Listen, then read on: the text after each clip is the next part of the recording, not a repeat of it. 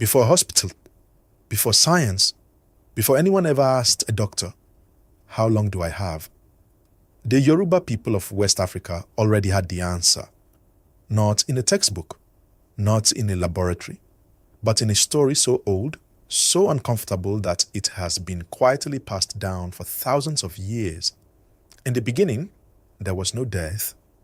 Let that sink in. Human beings were born. They grew. They aged, but they did not die. When a person became too old, Olodumare, the supreme creator of the Yoruba, the Almighty who breathed life into existence, would simply renew them. Like a craftsman repairing a beloved tool, there was a sacred process. When a person's body had grown tired, the community would carry them, gently, with song, with prayer, to a special place at the edge of the village. A place where the boundary between the seen world and the unseen world was thin. They would lay the person there, and in the quiet hours of the night, the divine renewal would happen. By morning, the person would rise, refreshed, restored, ready to live again. This was the natural order of things, and it worked. For a long, long time, it worked. But then, one day, something changed. There was a woman who was simply a curious soul who trusted her own judgment more than she should have. And on the night her elderly mother was carried to the edge of the village for renewal, she could not sleep.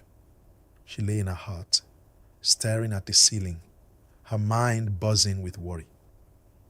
What if something goes wrong? What if my mother is cold? What if she needs me? The elders had said, do not go, do not interrupt the process. Trust Olodumare. But the woman's love, or perhaps her fear, was louder than wisdom. And so, in the middle of the night, she rose. She walked to the edge of the village. She pushed through the tall grass. She came to the sacred place, and she saw her mother lying there, still peaceful, in the middle of the divine renewal, half transformed. The woman gasped. She ran forward. She shook her mother's shoulder. Mama, are you all right? The renewal stopped. The sacred process, interrupted at its most delicate moment, could not be completed. Her mother's body, caught between states, neither fully renewed nor fully at rest, began to fade, and she died. The woman fell to her knees, screaming, not understanding what she had done. By morning, the news had spread through the entire village, then to neighboring villages. Word reached the Orishas, and finally, it reached Olodumare. The creator was grieved. But the law of the universe is this: what is interrupted cannot always be restored. What is broken at the point of becoming cannot always be made whole. Olodumare spoke. The sacred process has been violated. The boundary between life and renewal has been crossed by human hands. And so, from this day forward, the renewal will no longer happen in this world. When the body is tired, it will rest, and it will not rise again. Death had entered the world, not as punishment, not as cruelty, but as a consequence. Now, you might hear this story and feel anger at the woman. How could she? Why didn't she just listen? But here is what the Yoruba elders say about this story. The woman is not the villain. She is us. She is every human being who has ever acted out of love, but forgotten to act out of wisdom. She is every person who has ever said, I know better. In a moment when trust was being asked of them, she is every one of us who, in trying to hold on to something, accidentally let it go forever.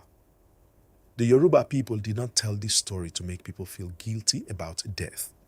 They told it as a warning about the cost of impatience, the cost of interrupting sacred processes, the cost of letting our fear make decisions that only our faith should make.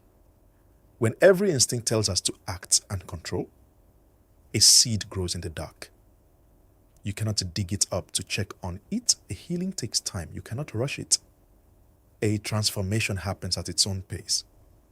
And the moment we force it, we risk breaking the very thing we are trying to save. And she will not be the last. Thousands of years later, the Yoruba people still tell this story. Not with bitterness, not with blame, but with a kind of tender wisdom, the kind that can only come from people who have sat with grief long enough to find meaning inside it. Because that is what African storytelling has always done. It does not hide from the hard things. Is there something in your life right now that you're tempted to interrupt? Tell me in the comments. If this ancient wisdom gave you peace today, hit subscribe.